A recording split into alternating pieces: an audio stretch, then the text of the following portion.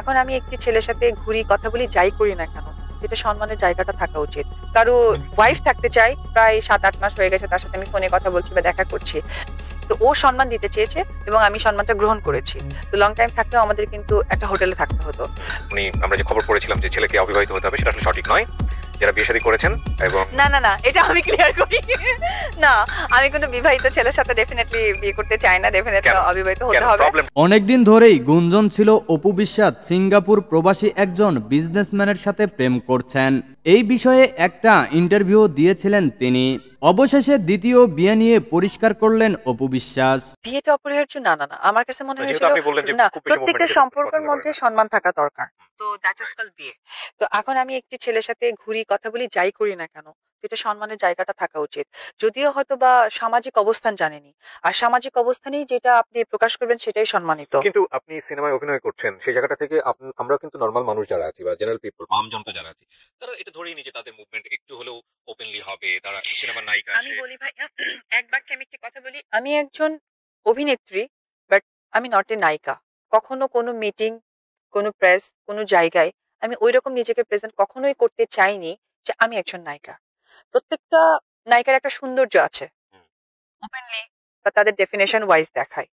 আমি একটা ঘরোয়া মেয়ে, এটা আমার অনেক বেশি প্রাউড লাগে যে আমার স্ক্রিনে আমি নায়িকা, আস্তে আস্তে গায়িকা গাচ্ছি, যেখানে স্কার্ট, যেখানে জাল ড্রেস লাগে আমি করছি। ইনফ্যাক্ট আমিও যখন ওই সিনেমাগুলো করেছিলাম তখন খুব ট্রাই করেছি সালোয়ার কামিজ, হাতাওয়ালা, আপনি দেখে থাকতে পারেন।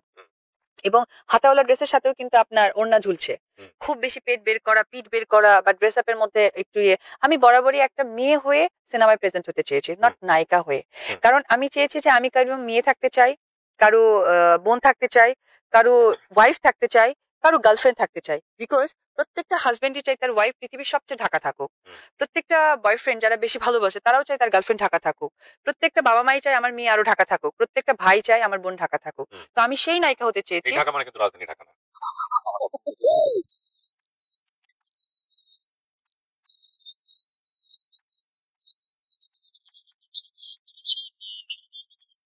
দিতে চেয়েছি, সেও সম্মান দিতে চেয়েছে। দ্যাটস হোয়াই আই কল আমরা আমাদের জায়গা থেকে বিয়ে বলতে যেটা বুঝি সবাই, যে বিয়ে মানে হচ্ছে একটা সামাজিক রীতি। বিয়ে মানে হচ্ছে হলো একটা সোসাইটির কাছে একটা রিকগনিশন যে আমরা এরকম একটা জীবন ব্যবস্থায় যেতে চাই এবং সেটা সামাজিকতা জায়গা। এইরকম আলটিমেটলি হ্যাঁ, আপনি আই নো যে পারপাস আপনি বলছেন। তো ওই জায়গা থেকে আমি বলবো যে সে গুড মেন্টালিটির একজন মানুষ। সেই জায়গা থেকে সে এটা কখনোই চায়নি যে মানে অন্যভাবে দেখি। আচ্ছা বিয়ে কেন, সেও চেয়েছে আমাকে সম্মান দিক, একজন মেয়েকে সম্মান দিক, সে কাজ করবে। এবং তো ও সম্মান দিতে চেয়েছে এবং আমি সম্মানটা গ্রহণ করেছি। আর যেটা আপনি এক্সপ্লেন করতে চাচ্ছেন হয়তো বা ইনডিরেক্টলি, এটা আসলে আমারও মাথায় কখনো এটা ঢোকেনি বা সেও আমাকে ঢোকায়নি এবং সেও সেই জায়গায় আমাকে নিয়ে যাওয়ার চেষ্টা করেনি। আমাকে প্রপারশন, হ্যাঁ, পছন্দ দুজনের মধ্যে ছিল। আমি এই জন্যই তাকে অনেক বেশি স্যালুট করতে চাই যে সে আমাকে সম্মান দিয়েছে আলটিমেটলি। একটা মেয়েকে অসম্মানিত করার ট্রাই করেনি। যে ২-৩ বছর আমরা প্রেম করছি, ঘোরাঘুরি করছি, আলটিমেটলি বিয়ে হলো না বা বিয়ে থেকে সে নিজেকে আড়াল রেখেছে, তা কিন্তু সে করেনি। এই বিষয়গুলো আসলে বিভিন্নভাবে বলা যায়, তবে এটা আসলে প্রত্যেকটা মানুষেরই ব্যক্তিগত চিন্তা ভাবনা, আদর্শিক চিন্তা ভাবনার জায়গা থেকে চিন্তা হওয়া উচিত। সো সেই জায়গাটা আসলে ডিবেটের জায়গায় আমরা নাই বানাই। কিন্তু খুব স্বাভাবিকভাবেই এই প্রশ্নের একটা উত্তরও আছে। আমি যে প্রশ্নটা একটু আগে করলাম সেটা হচ্ছে যে বিয়ে একটা সামাজিক রীতি, তাহলে সমাজের মানুষ জানলো না আপনার এই বিয়েটা কিভাবে কি হলো, পারপাসটা সার্ভ হলো কি, জানলে তাদের ক্যারিয়ারের জন্য কি হতো, সেটা কিন্তু একটা মোস্ট কমন কোশ্চেন। যে ওই সময়টায় সাকিব বিয়ে করে ফেলেছেন, অপু বিয়ে করে ফেলেছেন, তাদের ছবিগুলোর ক্ষেত্রে কি হতো? এটা কি আসলে কোনো কনসার্ন ছিল আপনাদের এরকম? যেটা হয়েছিল, আমরা সামাজিক অবস্থানটা হয়তো বা প্রপারলি প্রেজেন্ট করিনি, বাট আমরা পারিবারিক অবস্থানটা প্রেজেন্ট করেছি। যেটা হতো আমাদের পরিবার ওদের পরিবার আমাদের বাড়িতে আসা যাওয়া হতো, ফেস্টিভ গুলোতে আমরা ওইভাবে আনন্দ আয়োজন গুলো করতাম। যেটা হতো যে আমি খুব বুক ফুলিয়ে তার বাসায় যেতাম, সেও আমার বাসায় আসতো। তো এই যে সম্মানটা, এটা হতো হ্যাঁ সমাজ ব্যবস্থা। যেমন আমাকে নিয়ে গিয়ে বলা যে সে আমার কে, বা আমার তাকে নিয়ে বলা সেইটাকে, এটা আমরা করতে পারিনি। এটা শুধুমাত্র আমাদের কেরিয়ার, আমাদের প্রযোজকরা অনেক টাকা ওই সময় লগ্নি করে ফেলেছিল আমাদের উপরে। অলরেডি প্রায় ৭-৮টা সিনেমা ছিল। আলটিমেটলি আমরা দেশ বলতে পারি, বিকজ সিনেমা সেক্টর দেশের একটি অংশ। আমরা ভালোর জন্য আমরা নিজেদের সামাজিক অবস্থানটাকে ঠেকে রেখেছিলাম, বাট আমাদের পারিপার্শ্বিক বা আমাদের পারিবারিক যোগাযোগটা অনেক ভালো ছিল। কিছু মানুষ তো নিশ্চয়ই জেনে যায়, কাছের মানুষ, এক কান দুই কান করতে করতে। কিন্তু আমরা অস্বীকার করতাম। তো বিনোদন সাংবাদিকতা, আমাদের দেশের যে বিনোদন সাংবাদিকতা, তারা তো এই ধরনের একটা খবর করার জন্য মানে মুখিয়ে থাকেন, আমরা যতদূর জানি। তো এতটা হাইড অ্যান্ড সিক কিভাবে হলো আসলে? ওই যে একটা কথা বললাম আমি অনেক বেশি কনজারভেটিভ, লাইক সে আমার হাজবেন্ড থাকা সত্ত্বেও আমরা শুটিং এ দেশের বাইরে অনেকবার গিয়েছি, হ্যাঁ। ঢাকার বাইরে অনেকবার যেতাম। তো সেই জায়গা থেকে আমাদের লং টাইম থাকতে হতো। তো লং টাইম থাকলেও আমাদের কিন্তু একটা হোটেলে থাকতে হতো। হুম। তো একজন হাজবেন্ড ওয়াইফ কি হয়, আমরা এমন আছে যে আমি দেশের বাইরে কখনো একসাথে শপিং এ যেতাম না, আমরা পাশাপাশি রুম নিলেও কখনো কারো রুম কেউ শেয়ার করতাম না। এই যে ব্যাপারটা, এবং সেটে গেলেও যে খুব আহামরি গল্প বা তার প্রতি আমার অধিকার ফলানো বা সে আমার প্রতি অধিকার ফলানো তা না। অ্যাজ এ কোয়ার্টিস্ট সে আমার সিনিয়র, আমি কোয়ার্টিস্ট জুনিয়র। এই যে ব্যাপারটা, এটা সবসময় হতো। লাইক সেটা হয়তো সে লেট করে আসছে, আমি আগে আসছি, আমি আমার শর্ট দিচ্ছি এবং সিনিয়র কোয়ার্টিস্টের জন্য আমি ওয়েট করছি। হুম, হুম। তাকে তো প্রেশার দেওয়ার দরকার নেই, বিকজ সে সিনিয়র, তার একটা ফুল প্রেফারেন্স আলাদা। প্রফেশনাল অ্যাটিটিউড আপনারা মেইনটেইন একদম। করেছেন। এবং বাড়িতে যাওয়ার পর যেটা হতো, একজন আমি ওয়াইফ যেটা হয় তাকে রান্না করে খাওয়ানো, তাকে টেক কেয়ার করা, তার ফ্যামিলিকে।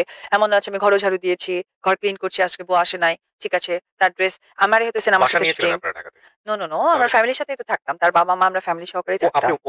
ওনার বাসাতেই থাকতেন? হ্যাঁ।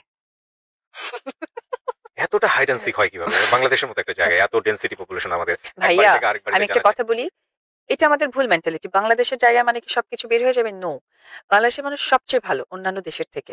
না আমি ভালো কিন্তু অর্থেই বলেছি আসলে। না না, তারপরেও যেটা হয় যে আমাদের এখন পারিপার্শ্বিক, আপনি যদি ভুল করেন সেটা আপনার সামনে আসবেই। আপনি যদি সঠিক থাকেন পৃথিবীতে কেউ ভুল করাতে পারবে না, দ্যাট ইজ ট্রু। না কেন বলছি, যেমন ধরেন আপনি যদি সাকিবের বাসাতেই ঘর সংসার করেন, ওই বাসাতে তো নিশ্চয়ই শুধু সাকিবের ফ্যামিলিটা আছে না, আশেপাশে ভাড়াটিয়ারা আছে হুম। বা কেউ একজন আছে। তো তো এটা তো আমরা তো আমাদের নোন ফেস। না, একটা কথা হচ্ছে যে আমাদেরকে ওরা হাইড করতো একটা সময়, কারণ আমার ভিতরে এত বেশি ভদ্রতা নম্রতা দেখেছে যে আমরা যদি দুটো কথা বলি হয়তো তারই ক্ষতি হবে। আমার ভদ্রতার জায়গা থেকেই তারা আর কখনো বলেনি। কেন দেখবেন, আমি বাসায় যাতায়াত করতাম, আমার পাশেরও তো বিল্ডিং ছিল, দারোয়ান ছিল, নিচের ৪-৫টা হয়তো বা ড্রাইভার ছিল। তো যে বাসায় আমি ৯টা বছর কন্টিনিউ যাতায়াত করেছি সেখানকার এলাকার লোকজন ছিল, বাট আমার ভদ্রতার জায়গা থেকেই তারাই কখনো চাননি যে তাকে নিয়ে দুটো কথা বলি। বিকজ দুটো কথা বলা মানে আমরা এমব্রেস ফিল করা, এবং এমব্রেস থেকে বড় কথা আদৌ আমরা স্বীকার করি তখন আমার নিজেকে ছোট করা। দ্যাটস ওয়াই পারিবারিক মানে পারিপার্শ্বিক সামাজিক যারাই আমাকে দেখেছে তারা সম্মান দিয়েছে।